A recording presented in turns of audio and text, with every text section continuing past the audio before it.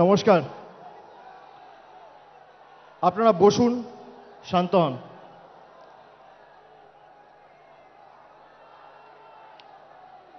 এখনো লড়াই অনেক বাকি আছে, উৎসাহ উদ্দীপনা ধরে রাখতে হবে।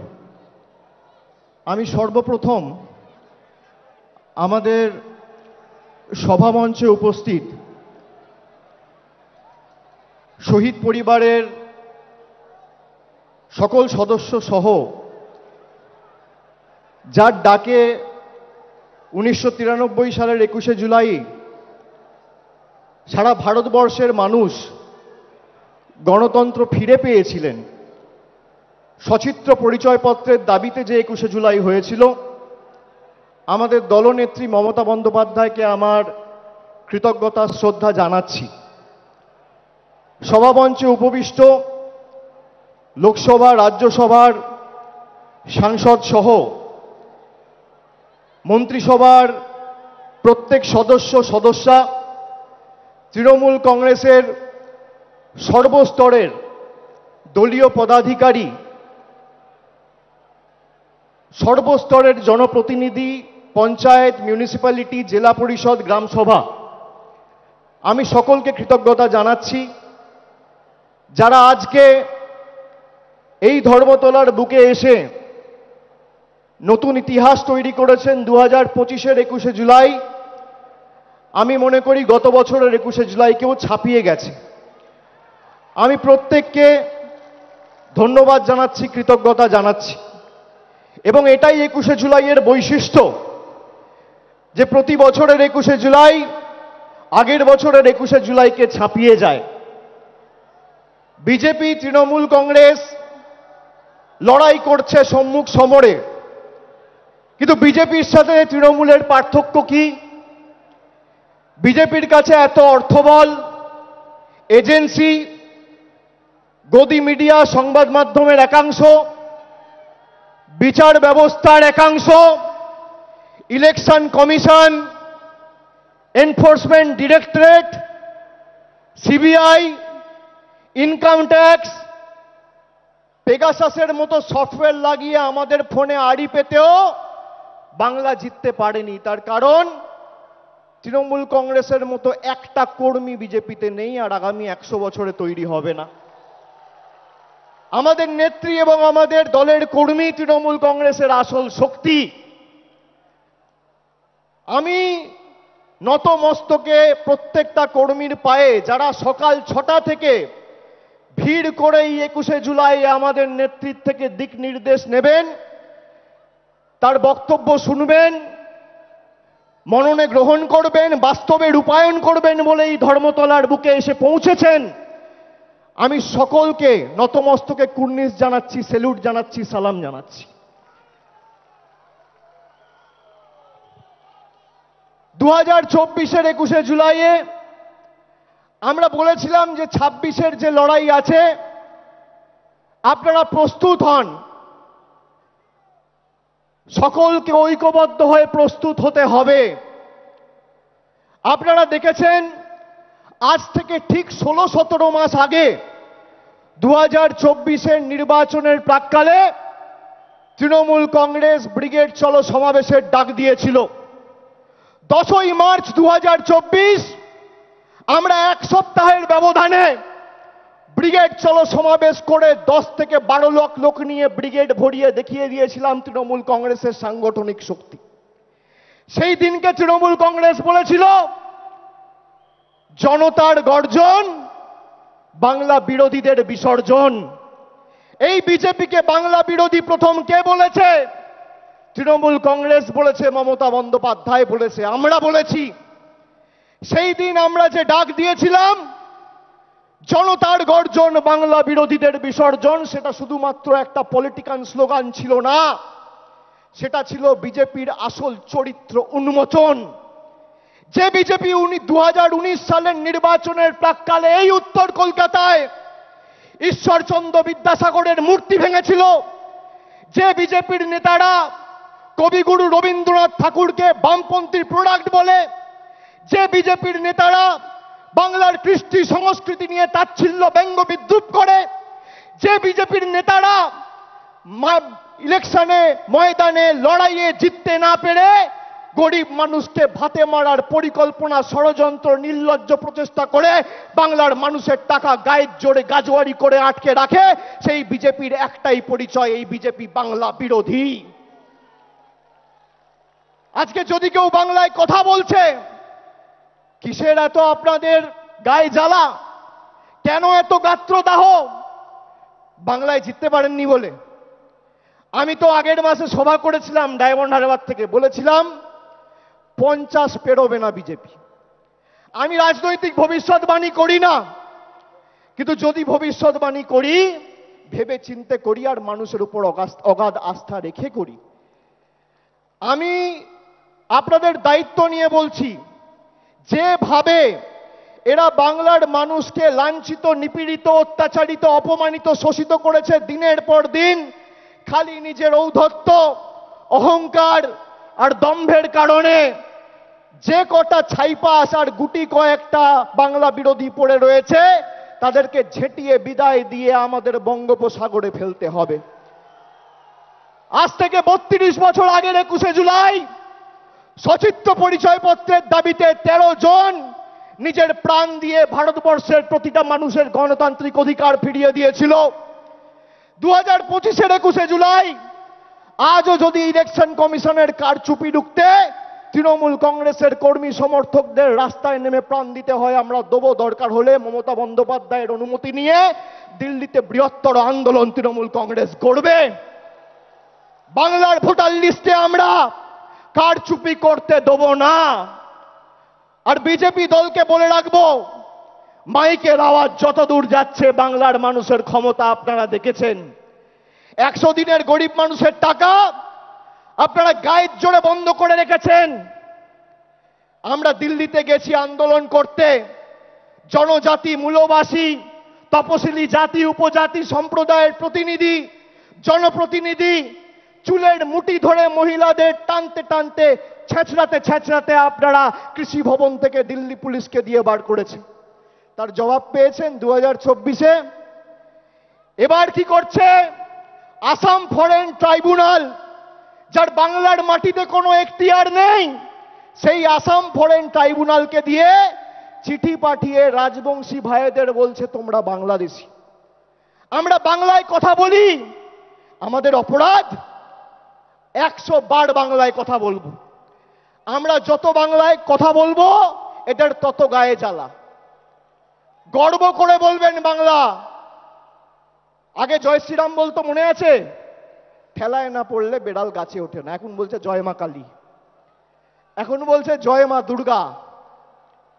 আর আজকে আমার নাম দিয়ে লিখে রাখুন 21শে জুলাই 2025। আমি বলছি 26-এর পর জয় বাংলা বলাবো, না বলাতে পারলে আমাদের ক্ষমতা নেই। আরে এটাই তো তৃণমূল কংগ্রেসের জয়, এটাই তো বাংলার জয়। যে বাংলার মানুষকে ভাতে মারতে চেয়েছিলে, আজকে সেই বাংলার মানুষের পায়ে মাথা ঠুকে জয় মা কালী, জয় মা দুর্গা বলতে হচ্ছে। এটাই বাংলার 12 কোটি কৃষক, শ্রমিক, যুবক, যুবতীদের জয়, তপশিলির জয়, আদিবাসীর জয়, জনজাতির জয়, কৃষকের জয়, শ্রমিকের জয়, বাংলার কৃষ্টির জয়, ঐতিহ্যের জয়, সংস্কৃতির জয়। যে দুর্গাপুজোর কমিটিগুলোর পিছনে ইনকাম ট্যাক্স লাগিয়ে দুর্গা মণ্ডপগুলোকে অপমানিত করেছিলে, দুর্গাপুজো বন্ধ করতে চেয়েছিলে, আজকে সেই বাংলার মাটিতে দাঁড়িয়ে জয় শ্রীরামকে বর্জন করে জয় মা দুর্গা বলতে হচ্ছে। আর 10 মাস তারপর জয় বাংলা বলবে। আপনারা সবাই ঐক্যবদ্ধ তো? আপনারা বলুন, যে বাংলা ভারতবর্ষকে স্বাধীনতা সংগ্রামে পথ দেখিয়েছে, নবজাগরণে পথ দেখিয়েছে, আমাদের কবি, সাহিত্যিক, কবিগুরু রবীন্দ্রনাথ ঠাকুর, বঙ্কিমচন্দ্র চট্টোপাধ্যায়, যারা ভারতবর্ষের আত্মাকে শব্দের মাধ্যমে, সাহিত্যের মাধ্যমে, কবিতার মাধ্যমে রূপ দিয়েছেন, যে বাংলার বিপ্লবীরা রাসবিহারী বসু থেকে শুরু করে বাঘা যতীন, ক্ষুদিরাম বসু, যারা শুধুমাত্র বাংলা নয় গোটা উপমহাদেশে আন্দোলনের প্রদীপ জ্বালিয়ে ভারতবর্ষে দৃষ্টান্ত স্থাপন করেছে, তারা যে ভাষায় কথা বলে সেই ভাষায় অপমান।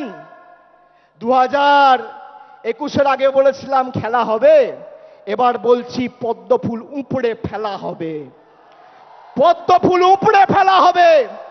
যে কজন আবর্জনা রয়েছে শপথ নিন, নিজের বুথে ফেরত গিয়ে মানুষকে বলতে হবে যে আমাদের টাকা পয়সা, রাস্তাঘাটের, জলের, আবাসের টাকা আটকে রাখা শুধু নয়, বাঙালিকে মাছ খাওয়া নিয়ে খালি ব্যঙ্গ বিদ্রুপ করা নয়, বাংলায় কথা বললে বিজেপির নেতা আসামের মুখ্যমন্ত্রী বলছে বাংলাদেশি।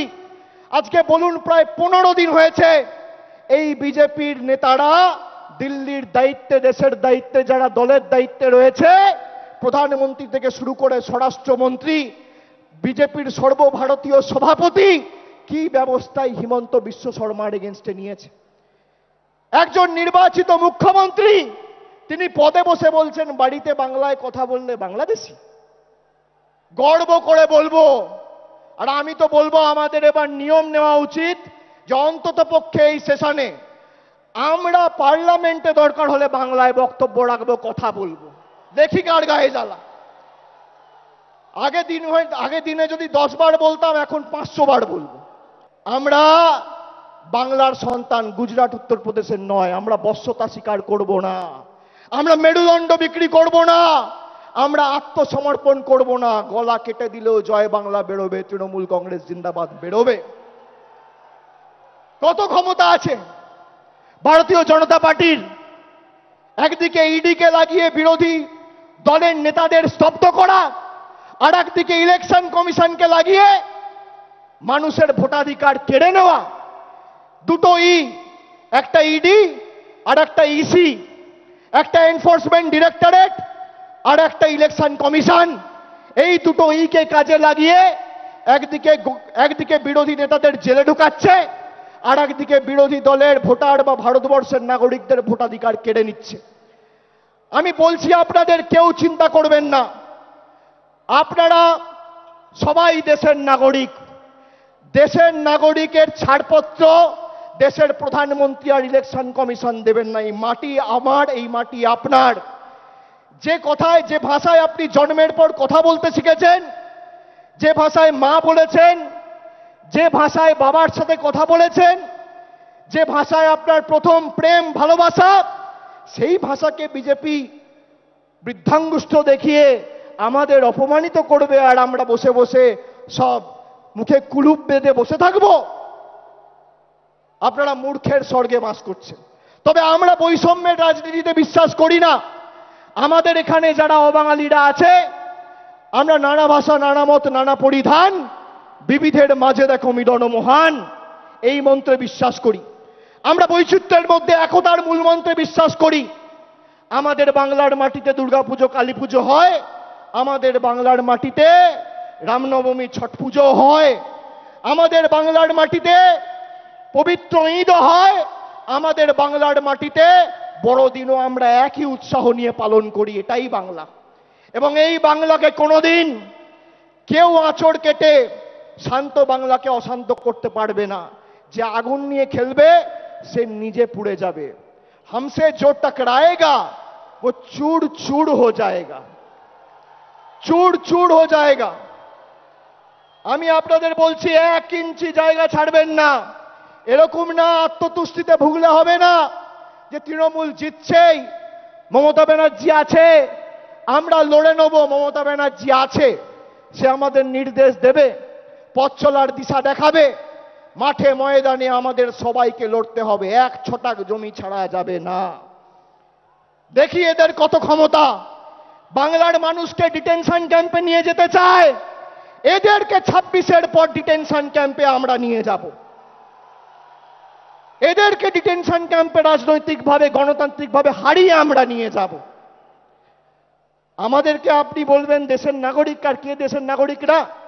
70টা বিধানসভায় জিতে আর 12টা লোকসভায় জিতে ভারতবর্ষের বিভিন্ন জায়গায়, দিল্লিতে, জয় হিন্দ কলোনিতে বাঙালিদের উপর অত্যাচার, আক্রমণ, বিদ্যুৎ কানেকশন, জলের কানেকশন কেটে দেওয়া হচ্ছে। আজকে যারা বাংলায় 70টা আসন আর 12টা লোকসভায় জিতে ভারতবর্ষের বিভিন্ন ঝুপড়িতে, ভারতবর্ষের বিভিন্ন বস্তিতে, বিভিন্ন জায়গায় বাঙালিদের আক্রমণ করতে পারে, অ্যারেস্ট করতে পারে, বাংলাদেশি বলতে পারে, তারা যদি বাংলা দখল করত কি হতো? কি হতো? এদেরকে একটা জায়গা ছাড়া চলবে না, যেখানে মনে হচ্ছে। আচ্ছা বলুন তো, আমরা কোনোদিন প্রতিহিংসার রাজনীতি করেছি? বিজেপি তো ৭৭টা আসনে জিতেছিল, এখন তো 65-র নিচে, যত দিন যাবে তত মায়ের ভোগে যাবে। তো ৭৭টা আসন জিতেছিল। আপনি বলুন তো, একটা বিধানসভা যেখানে মমতা ব্যানার্জির সরকার রাজনৈতিকভাবে জিততে পারেনি বলে লক্ষ্মীর ভান্ডার বন্ধ করেছে, কন্যাশ্রী বন্ধ করেছে, রূপশ্রী বন্ধ করেছে? করেনি। এটাই তৃণমূল কংগ্রেস। আমরা ধর্ম নিয়ে আর আমরা প্রতিহিংসার রাজনীতি করি না, আমরা ধর্ম বাড়িতে করি। আর যখন আমরা রাজনীতি করি, আমাদের একটাই ধর্ম, মানব ধর্ম, মানুষকে পরিষেবা পৌঁছে দেওয়া। আমি বক্তব্য দীর্ঘায়িত করব না। আপনাদের সকলকে আরেকবার আমার কৃতজ্ঞতা, প্রণাম, অভিনন্দন জানিয়ে, সকলকে সালাম জানিয়ে, আজকে 21শে জুলাইয়ের এই মঞ্চ থেকে আরেকবার শপথ নিয়ে যে আগামী 26-এ এদের শূন্য করে ছাড়তে হবে।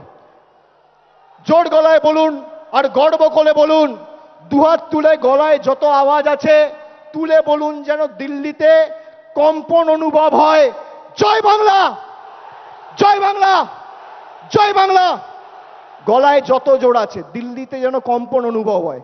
জয় বাংলা, জয় বাংলা, জয় বাংলা, জয় বাংলা, জয় বাংলা, জয় বাংলা, জয় বাংলা, জয় বাংলা, জয় বাংলা, জয় বাংলা, জয় বাংলা, জয় বাংলা, জয় বাংলা, জয় বাংলা। অনেক অনেক ধন্যবাদ। নমস্কার।